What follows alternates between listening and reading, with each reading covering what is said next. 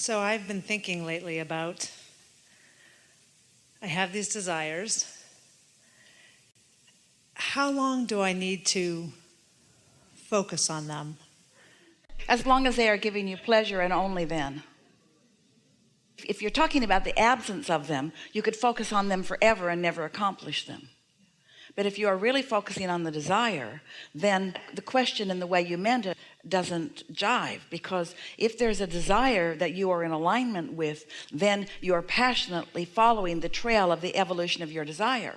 But when you say, how long do I have to focus on a desire, that means you're not focused on the desire. You're focused upon the what is that doesn't contain it. And we don't have a timetable for that, because forever is a really long time. Because as long as you're focused in opposition to it, it's slow going.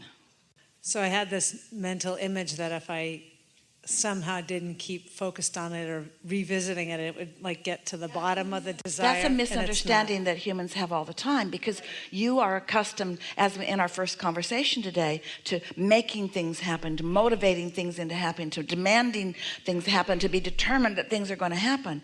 And so it's not easy for many of you to realize that you've done the work, you've identified the particulars, you've accomplished the creation, and now your work is to get out of the way of it and to wait for the inspiration that moves you closer. But when you are focused upon your desire's absence, that inspiration doesn't come, does it? It's this efforting that I think I need to do that I don't.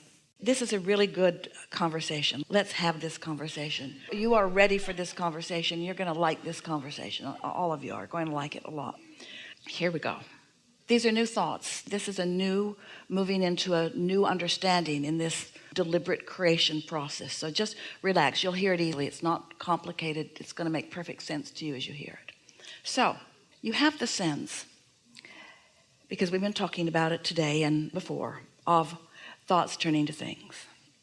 Vibrations in the pipeline that become thoughts, that become ideas, that become action, that become creation. And this is such a joyful process when there is no resistance at this point. So the resistance comes in step one. Resistance is sort of sifting and sorting through the contrast, but then you launch the desire. So asking causes you to launch it. That's step one. And then the law of attraction and your inner being gather all the cooperative components. That's step two. That's not your work. You ask, and now it's given. And now your work is to get into the receiving mode and then to experience the deliciousness of the unfolding of what you are creating. It's such a nice way to live. And as soon as something manifests, as many things are manifesting, many more things are on their way to manifesting. There's just this constant thing happening. So it's popping into manifestation, and then that's done. Unless you want to amend it by experiencing contrast in it and then putting more back into the vortex. So there's this constant recycling of desires. And why? For the thrill of focusing them into being, and for the satisfaction of getting to have your hands in the clay about it. So here's what happens to so many of our dear heart human beings. Whether you are oblivious to it or whether you are deliberately offering your thoughts, a creation has happened.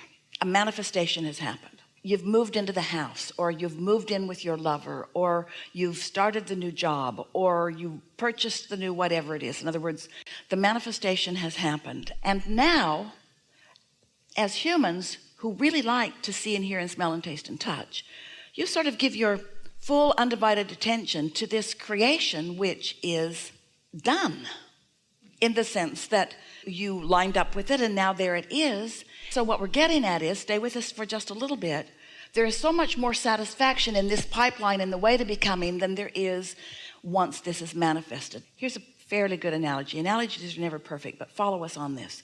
It's like watching a child from 1 to 5. Ooh, so much evolution, yeah? And then from 5 to 10, so much. And then 10 to 15, wow. And then coming into adulthood. Whew. But then after a while, people don't really evolve that much. You could, but the analogy that we want you to follow is that Here's the 0 to 5 and 5 to 10. In other words, this is the evolution stage that has the most joy. It has the most bang for the buck. It's what you came for. You came as creators to get your hands in the clay. You didn't come to move around the pieces that you've created so much. And yet, it's where almost everybody wants to put most of their attention. So now, we're about to give you a blockbuster understanding about this. You followed that so far, so this is really good. You're ready for this. So the thing about giving so much of your attention to manifestations is that when you do, you put the drag on the other stuff, because you've got to insure it, you've got to move it around, you got to put it in the garage, you got to take care of it. There are so many things that require action, many of which you are resistant to, because so much of your attention is upon what's already manifested. You slow down the process of what you're really here about. Does that make sense to you? Did you feel the bigness of that? So the other day, Esther, because she just heard us say this for the first time a few days ago. So something occurred in her experience, and it was one of those, I did that, even though she didn't really like it. She took her responsibility for her part of the creation of it, and then stewed over it for a while. Sort of picked at it. Talked to a couple of people about it. Picked at it. And then it occurred to her that that's exactly what we were talking about. By examining this, that had sort of kind of gone wrong, she put a drag on everything in the pipeline. Because you can't be two different points of attraction at the same time. So when you're all fixated on what's going on in physical and want to fix it and want to improve it and want to explain it and want to be understood and so forth, it's like you've stopped this game altogether when this is where all the fun is. This is where all the fun is. The ideas flowing, the new awareness is coming, the following the new passion or the new feeling of exhilaration, and then seeing something explode that seems impossible. It's like magic. It's like, where did that come from? How could that be happening to me?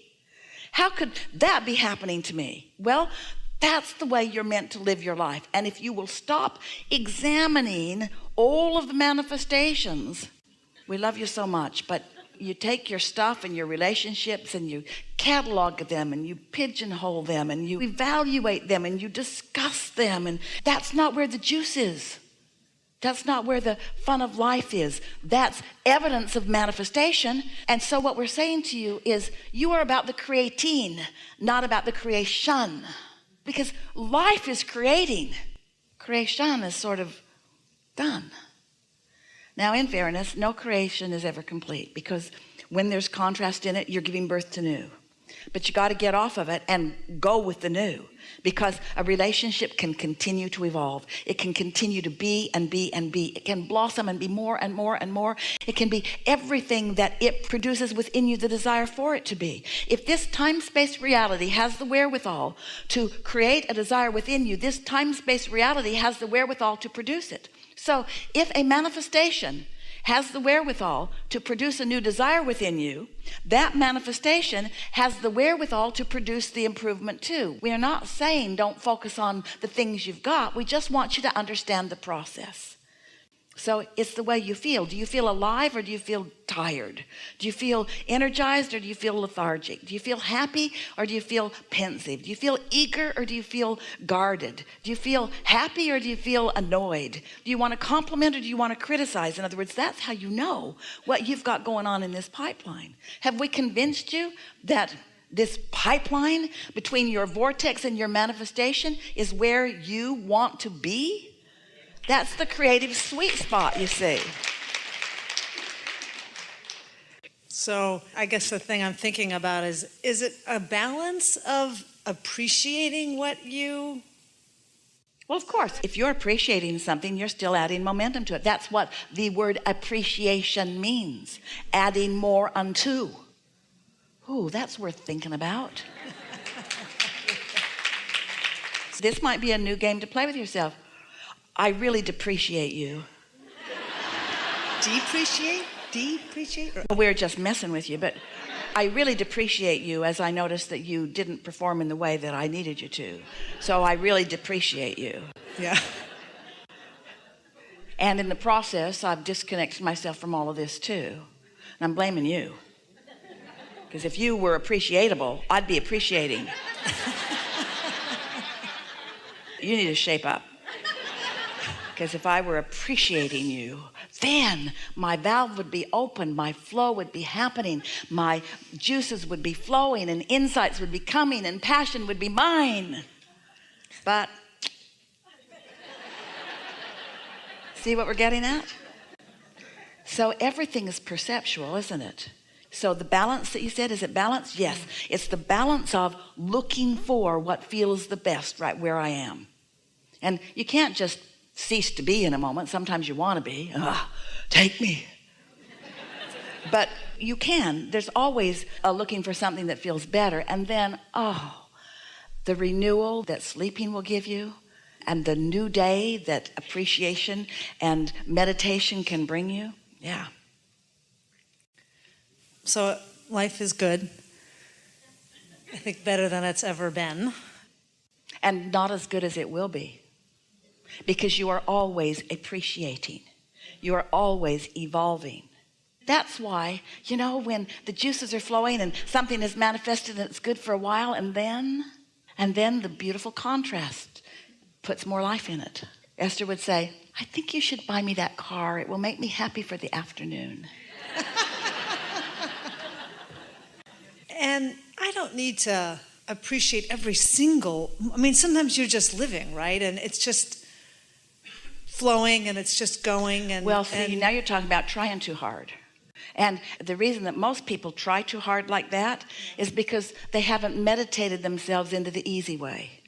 So most people use their action and their words to try to compensate for what they're not doing energy-wise. So just be easy about it. Appreciate as much as you can. Esther runs around with friends, a variety of friends, and the other day, one of their children was in the mix. And Esther and her two friends were just going on and on and on and on and on about something. They were milking something so much, just appreciating it. And Esther looked over at their son and she said, you've had about all of this you can take, haven't you? Because it was just way over the top. And he wasn't up to speed with it, so it was sort of like, kill me now. But you can't worry about what others are thinking about. But when you really feel wonderful, that's when you want to turn on the gas. That's when you want to use more words and have more conversation and parlay it into more and let the momentum grow. Now think about that. In the same way that focusing negatively in the what is puts a drag on this, focusing positively on this puts momentum in this. You see what we're getting at? Every bit of appreciation helps everything that is in the becoming, and every bit of negative emotion slows the becoming down. And do you know what negative emotion is? Negative emotion is not letting yourself become. Negative emotion is putting the brakes on who you've already become, and you're not letting yourself go. If life didn't cause you to ask, then not going wouldn't bother you. But when life causes you to ask, you got to go if you want to feel good, which dovetails right back to our very first question today, doesn't it? I want to feel inspired. I don't want to push myself. So there are people who say, fake it till you make it. Just fake it. Just pretend it. Just say the words. And we're not saying don't be as positive sounding as you can be, because everything like that helps. We're just asking you not to ask for more leverage in the action part than is really available to you. We're asking you to go back where all the leverage is, which is in the energy in the beginning. The leverage is in the energy which will produce the manifestations. Then just don't try to squeeze so much out of the manifestations. There it is. Don't try to squeeze so much out of the manifestations. Let the manifestations then produce the new desires. You see how it works? Do you? If you caught that picture, you're among the first that felt it or found it so clearly. This is co-creating at its best. Don't forget to leave a positive message and subscribe.